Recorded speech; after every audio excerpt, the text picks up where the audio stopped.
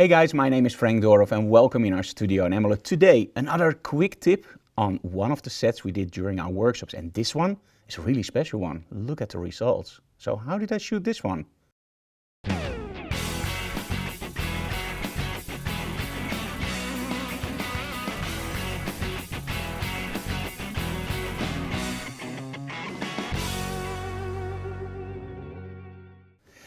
Well, in our workshops we always try to do stuff slightly differently because, well, I've been teaching workshops for many years, and if I repeat myself over and over, and that becomes really boring, not only for me but also for the attendees. So I love to challenge myself.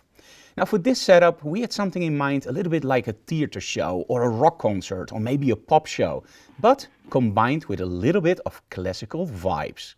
So we placed our model Nadine on top of one of the boxes that we have in our studio.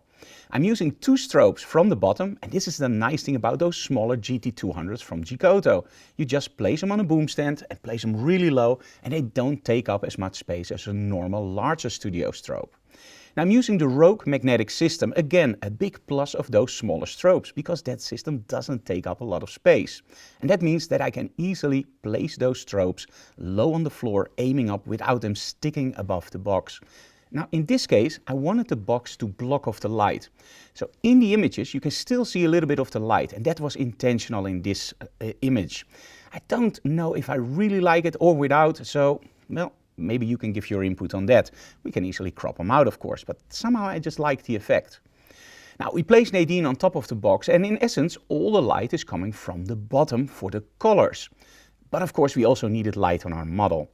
Now I didn't want the light on our model to infect the colors, because let's be honest, you have the inverse square law, light falls off over the distance, so those colored strobes are pretty low and you want those color saturations in the clothing without blowing everything out. So that means that on the face of our model I need a light source that I can really focus. And in this case, well, if you want to do a theater shot, let's use a Fresnel. So in this case we're using the non-light Fresnel. The cool thing about this Fresnel is that it's really affordable. Normal Fresnels can be pretty expensive. This one retails for about 149 euros. You can actually get it on our web shop. Now we're using a GT400 with the Fresnel aimed at our model's face, and I focused it so that the light fall off is just slightly hitting the same area as our colored lights, so they blend together really nice. Now of course you want to blend them together really nice. Now if you just use lighting, that can be a little bit harsh. So we're actually using a trick for this, and that's called smoke. Now we love using smoke. There's only one thing that you have to realize with smoke. Never, or try not to, light it from the front, because if you light it from the front it will just reflect back. If you light it from the back, something magic happens. You just see those beautiful smoke patterns appearing in your shot. Now in this case, because we're using color, we just let the smoke come up first behind the model and then just a few puffs in front of the model. Wait until it just goes up a little bit, around half of it, and then just shoot. Now you can shoot the smoke very thick, or you can just wait a little and just let it haze out. And that gives you a totally different look. Well, let's take a look at some of the images and a small video, and you can determine if you like the strobes on the bottom, yes or no.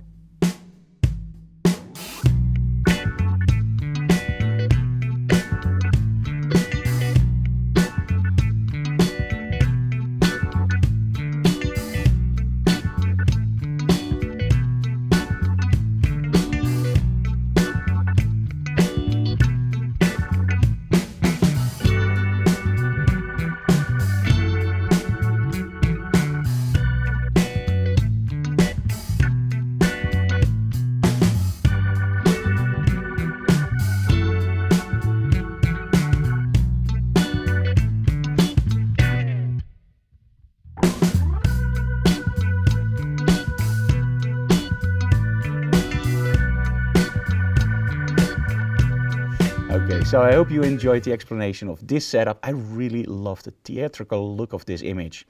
Now, if you have any questions, feel free to leave them in the comments below, and maybe in the next episode of Digital Classroom you see your question answered. If you like what we do, subscribe to our channel, leave comments below, smash that like button, but also, well, press the bell notification so you don't miss any new videos. And tell other people about our channel so we can grow. See you again next time. Stay creative and keep shooting.